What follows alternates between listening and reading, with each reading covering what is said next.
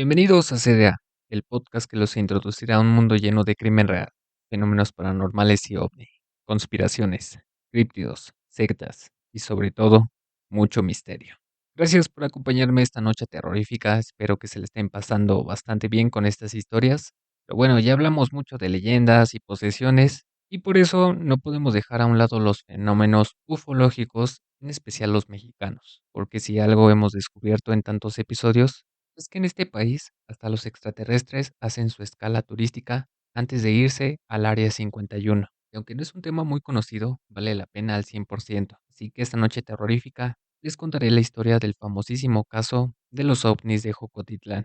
Una historia que si no fuera real, bueno, sería exactamente igual. Para entender este relato en todo su esplendor, tenemos que conocer al protagonista que dio a conocer el suceso y que será la fuente principal del mismo. El contador público Carlos Chimal Cardoso, nacido el 19 de noviembre de 1954 en Jocotitlán, Estado de México, hijo de Jesús Chimal Martínez y María Jesús Cardoso, parte de una familia con otros 12 hermanos, sí, 12, porque aparentemente la señal de televisión no andaba jalando al 100% en la zona. A pesar de esa multitud en casa, logró estudiar sin mayores dramas, aunque con algunos tropiezos en la preparatoria, pero el destino le sonrió, o más bien el palancazo, pues su padre, que era un segundo regidor en la presidencia municipal, le consiguió chamba ahí mismo, cosas de la vida y el nepotismo mexicano.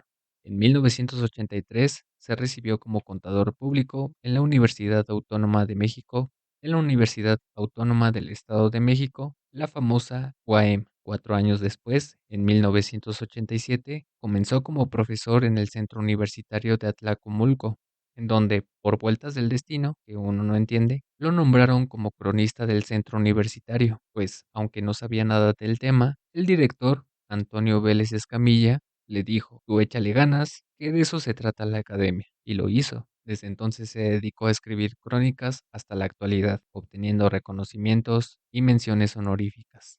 Ahora sí, viajemos al año 1994. Carlos Chimal era secretario del Ayuntamiento de Jocotitlán, o sea, un hombre ocupado en trámites burocráticos, sellos y café pagado con impuestos.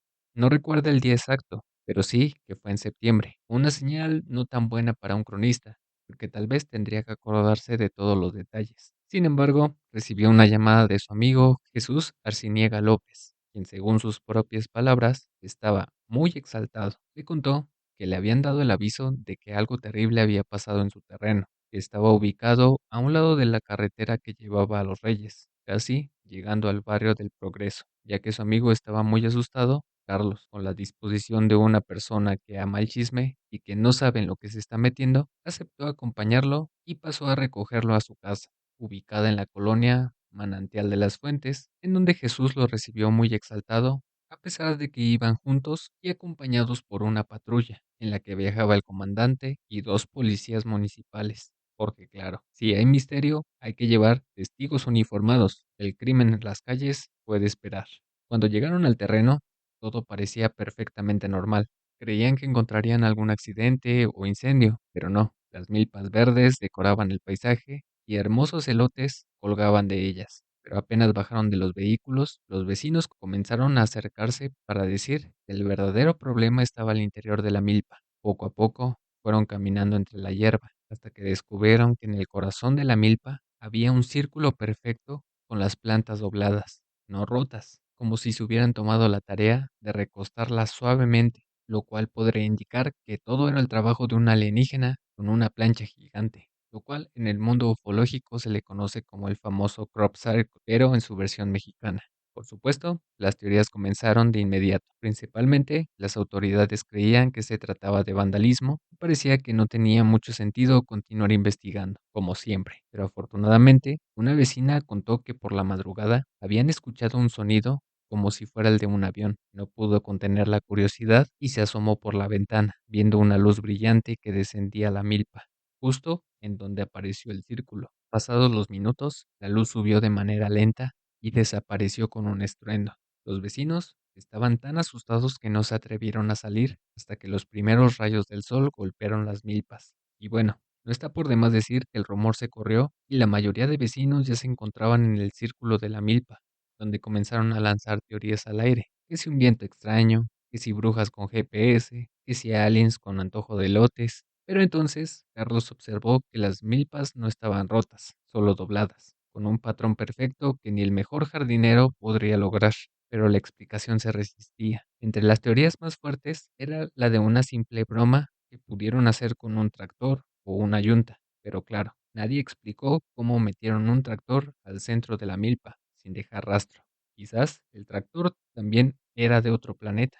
Durante más de 2 horas midieron, revisaron, tomaron notas y fingieron que sabían lo que hacían. No hallaron quemaduras, ni rastros de aceite, ni huellas, nada. Solo el círculo perfecto. Así que decidieron dejarle el asunto a los expertos y volver a la presidencia, descubriendo que en Metepec y otros municipios del Estado de México se habían reportado avistamientos de ovnis. Entonces Carlos hizo lo que cualquier mexicano haría, llamar a la Dirección de Gobierno de Toluca para reportar el suceso y pedir la ayuda de los expertos. Y vaya que la suerte le mandó a uno, nada más y nada menos que el mismísimo Jaime Maussan. Sí, el papá de los ovnis, el gurú del misterio con traje beige y cabeza de algodón.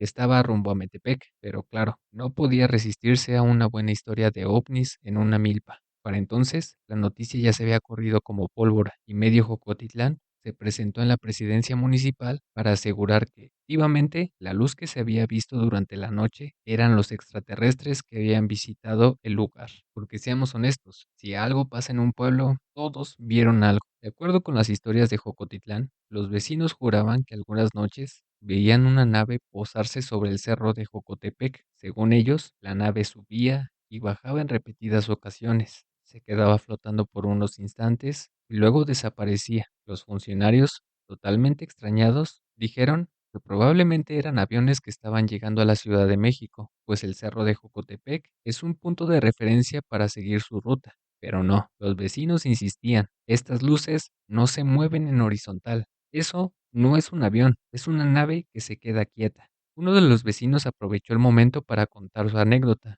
En realidad, no le había ocurrido a él, pero contó que uno de sus vecinos había subido al cerro en una ocasión que la luz se hizo presente, y aquel objeto se trataba de una nave de donde bajaron unos seres que recolectaron unos árboles y plantas para luego desaparecer.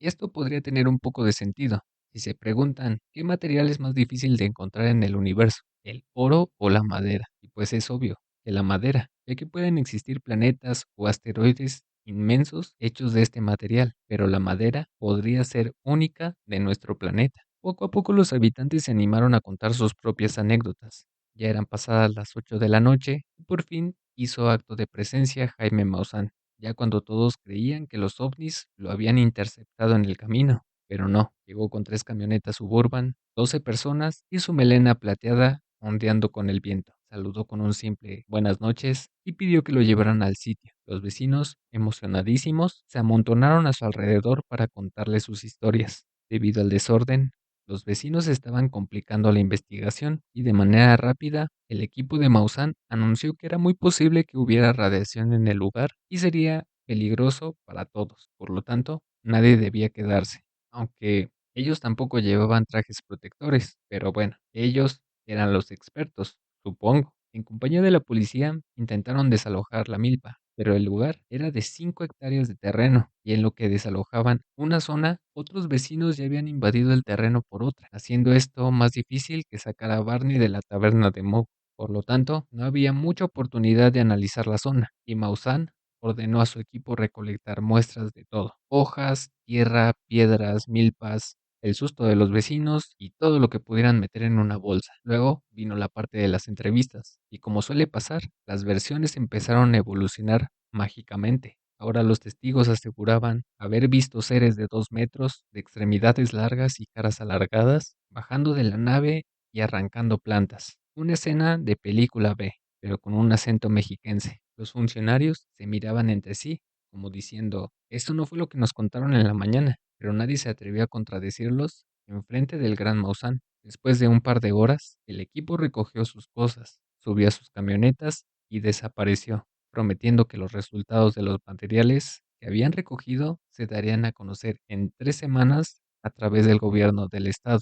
Spoiler alert, nunca llegaron esos resultados. Quizás lo más probable es que no hubiera nada de anómalo en los materiales y por eso no se tomaron la molestia de mandarlos, aunque Jaime aseguró que esto era obra de un ovni, porque ya había bastantes casos similares en otras partes del país y sobre todo en el Estado de México. Los meses pasaron, algunas plantas habían logrado recuperarse, aunque la gran mayoría del círculo de milpas se pudrieron por la humedad de las lluvias, y el pobre Jesús Arciniega esperó los análisis hasta diciembre, mes que era el de cosecha. Quería estar seguro que aquella materia prima no estuviera contaminada por radiación, pero nunca recibió respuesta ni del gobierno ni del mismísimo Maussan. Y bueno, aquí estamos 28 años después, sin análisis, pero con una historia que sigue viva, porque según los pobladores, en las noches más despejadas todavía puede verse una luz extraña descender sobre el cerro, flota un rato y desaparece. Y de hecho, hay varios videos que pueden buscar en YouTube si tienen curiosidad, aunque claro, también podría tratarse de un avión. Quizás, solo quizás, los aliens siguen viniendo por sus elotes. Y bueno, así mis amigos míos, mis queridos luciferianos, termina esta peculiar historia de ovnis de Jocotitlán. Este suceso que mezcló misterio, chisme de pueblo y ciencia ficción rural. Una historia donde las milpas se doblan solas, los extraterrestres vienen por plantas y los análisis de Mozan viajan en el mismo camión que los resultados del SAT. Más de 2 décadas después, seguimos esperando respuestas. Aunque seamos honestos, a estas alturas ya ni los aliens se acuerdan del reporte. Pero si algo nos deja claro este caso, es que el universo no necesita pruebas para darnos tema de conversación y que en México los fenómenos paranormales siempre vienen con café, vecinos curiosos y una buena dosis de burocracia. Así que la próxima vez que veas una luz extraña en el cielo, no corras, no grites. Mejor, saca tu celular, graba un poco y mándaselo a Jaime Maussan. Total, si es un ovni, al menos que te dé tus 5 minutos de fama en tercer milenio. O es posible que te quedes décadas esperando una respuesta del señor Maussan. Y bueno, esto ha sido todo. Solo me queda recordarles que yo fui Abel. Esto ha sido Caballeros del Albedrío, el especial de Día de Muertos. Y recuerden que si los extraterrestres existen, esperamos que al menos sepan preparar un buen elote y le pongan del chile del que sí pica. Nos escuchamos ahora sí el próximo viernes de misterio y espero que sigan disfrutando el especial. Hasta la próxima.